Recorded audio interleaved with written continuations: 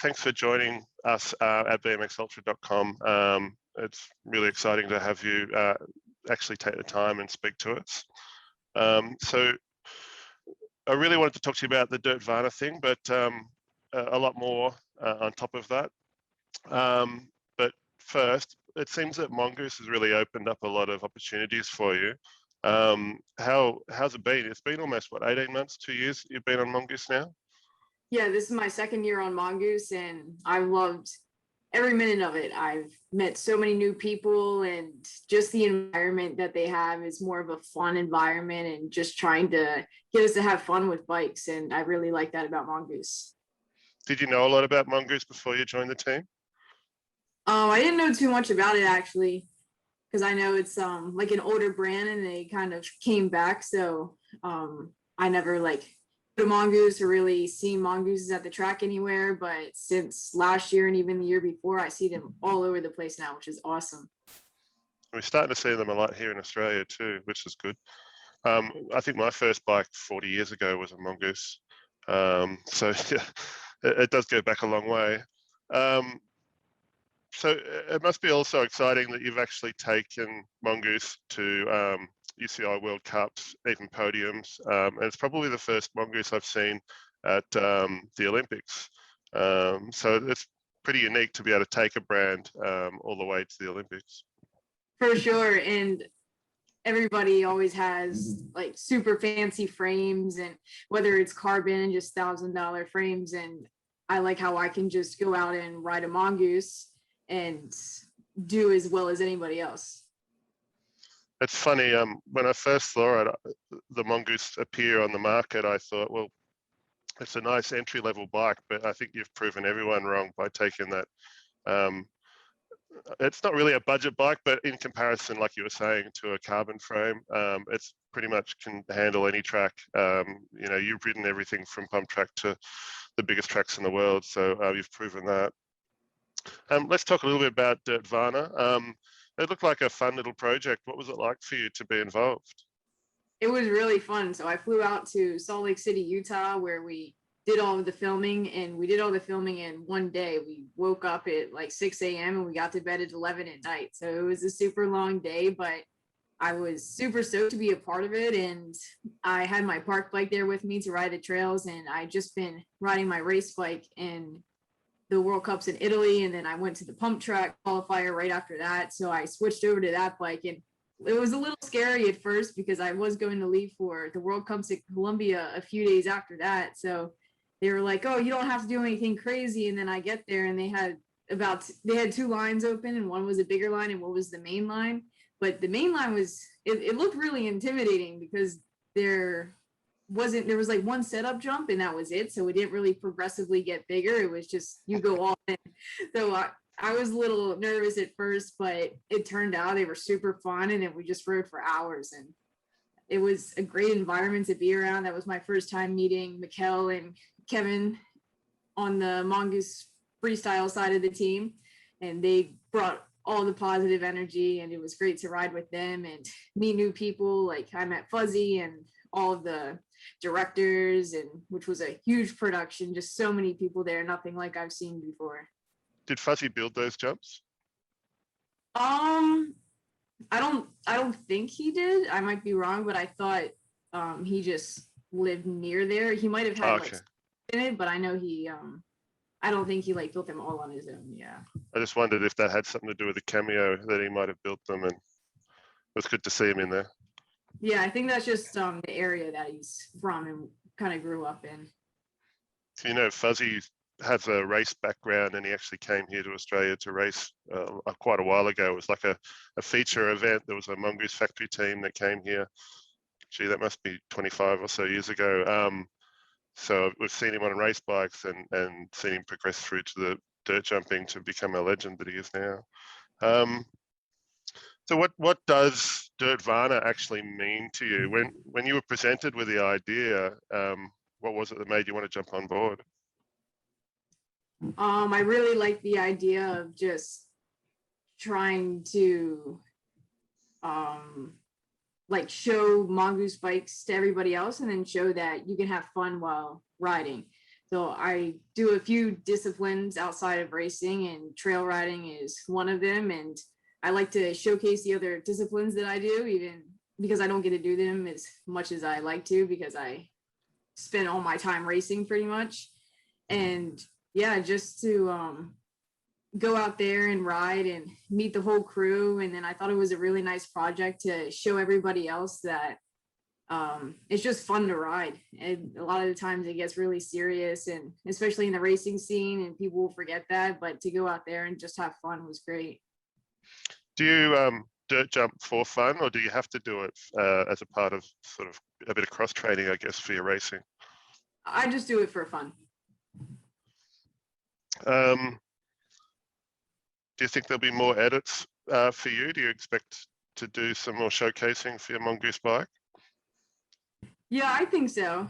And I really like doing that stuff and just going out and helping Mongoose grow. And it's great publicity for them and for the whole team. So have you had much of a response from your friends about the Dirtvana video? I know it's only been out a couple of days now, but I'm sure you would have received a few texts. Yeah, I had a lot of people at my local track watch the video right when it came out, and they all really liked it. I thought it was a little bit risque with the guru in the little tent and handing out the tea. I thought, oh, that's good, but the narration sort of cleared that up for for everyone that might get a bit concerned. Yeah, It's it quite was kooky and goofy, funny. but Yeah, very funny. The Dirtvana thing for me, when I read the description, it said it captured the spiritual side of BMX. It really does. It captures BMX in its rawest form. I've been doing it for a long time, and to me, BMX is just riding a bike on dirt in its purest form. And I think I'll get a lot of people saying that I'm old school because I like riding on dirt, because you know just as well as me that dirt's sort of fading away from the BMX scene, isn't it? yeah, I on like dirt tracks all the time. But So, like pump track would be asphalt, but yeah, I pretty much like everything's dirt that I ride. all right. So you were here in Shepparton for the World Cup, and you noticed the difference in surface that we have for what you have at home?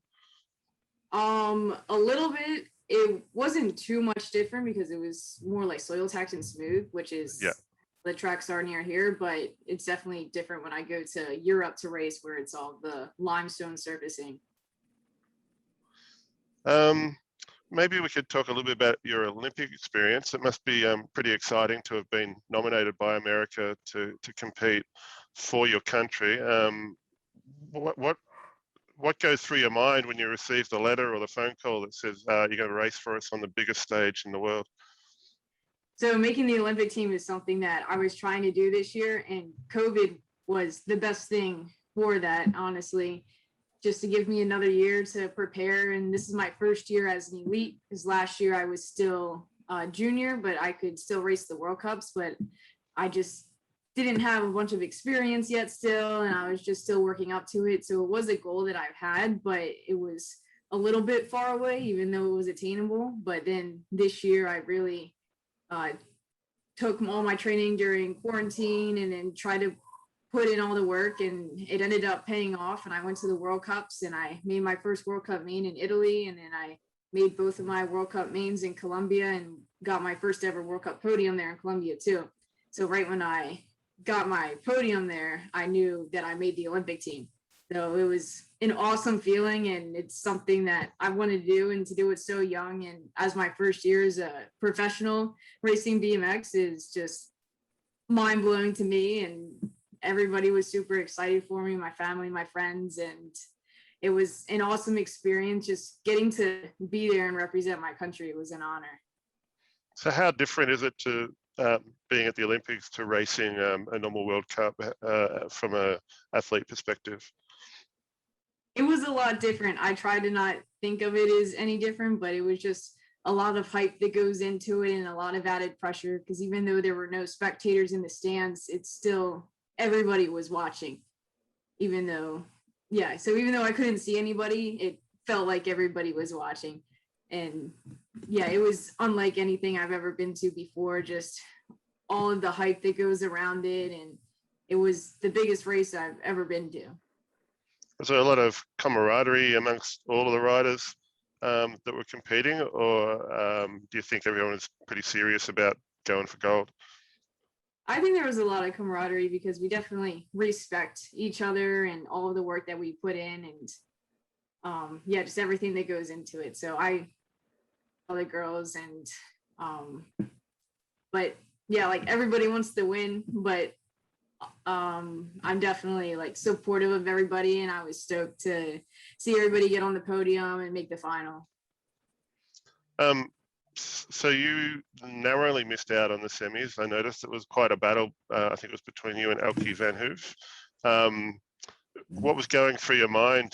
Was it just treat each race separately and try to do the best you could, or were you actually, desperately putting it all on the line for that final moto?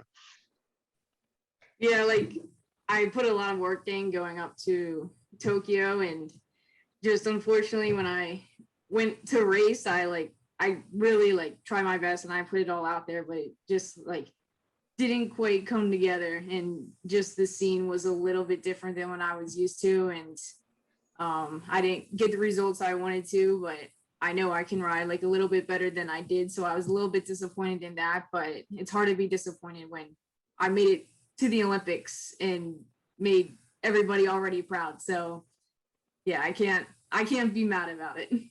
Oh, absolutely not. And to think that, in 3 years' time, which isn't that far away, you're a pretty good chance. Again, now you've got the Olympic experience, you'll be a lot stronger and potentially faster in that 3 years. So I did notice you'd made a lot of progress on a World Cup level just in the 2 or 3 years. Is that just a confidence thing, or have you been training hard specifically for World Cups? I think it's a little bit of both. I do really like racing down the Supercross hill though, opposed to the smaller hill, and those tracks suit me a little bit better. And it's a confidence thing too. It's just being comfortable next to the other girls and knowing that I'm fast, if not faster than a lot of them, and that I belong up there. And yeah, so just the more races I do, the more experience I get, and the better I end up performing. Do you think you're going to get used to having cameras in your face? It looked like they're all over the place at Tokyo.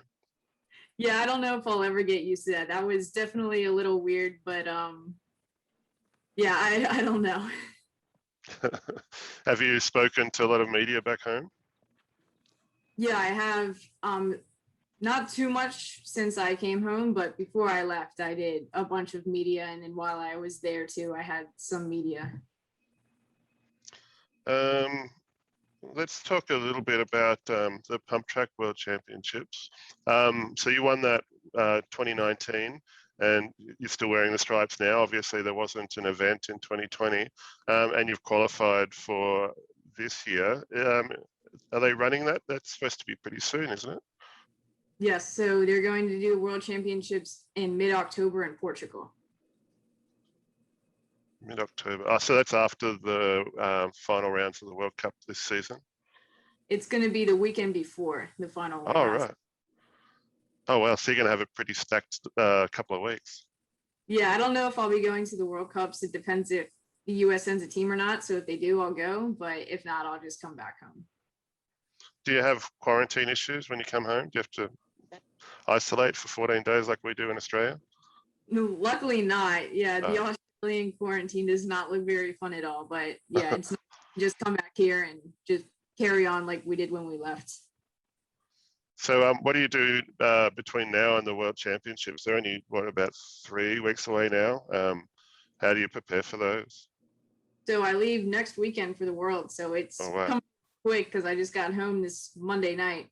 I've been training at my house this whole week, and I'll head to a track in New Jersey this weekend to just ride something different because my home track is super small. It's basically like the indoor tracks. So the track at Tokyo was 45 seconds long, and if I went around my home track here 2 times, it would be the same time as Tokyo.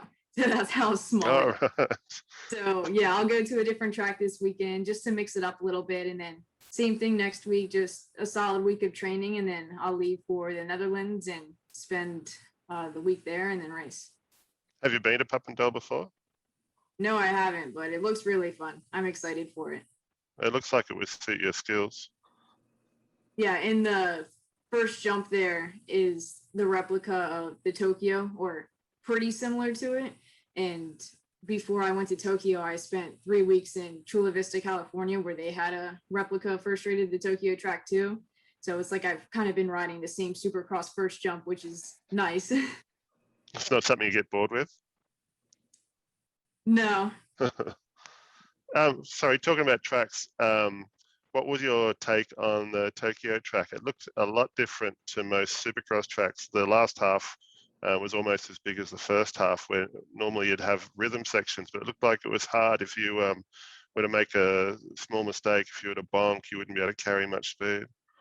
Yeah, it was definitely pretty different. I don't really think the track suited anyone, honestly.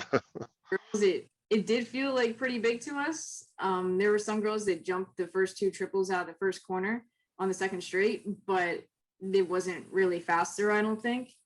So it was like just too big where it didn't really benefit us. And then for the guys, it was just all way too small. They were going way too fast. It's hard to like watch the guys and then see that they're just coasting on some of the track because they just have too much speed. So it was I don't think it was the best layout in my opinion, but it was nice to race something different and experience something different, but it was also the longest track ever. Do you think anything would change if you knew how long that track was going to be? Do you think you would have changed the way you'd set up your training? No, I knew how long the track was, so I adjusted my training to try to like match as close as I could to it. That's all I've got questions wise. Just thanks very much for joining us and sharing your experiences and talking about Dirtvana with us. I've watched it a few times now and forced a couple of friends to watch it. I'm looking forward to watching other stuff that you're involved with. Yeah, me too. Thanks very much for your time. Yeah, thank you.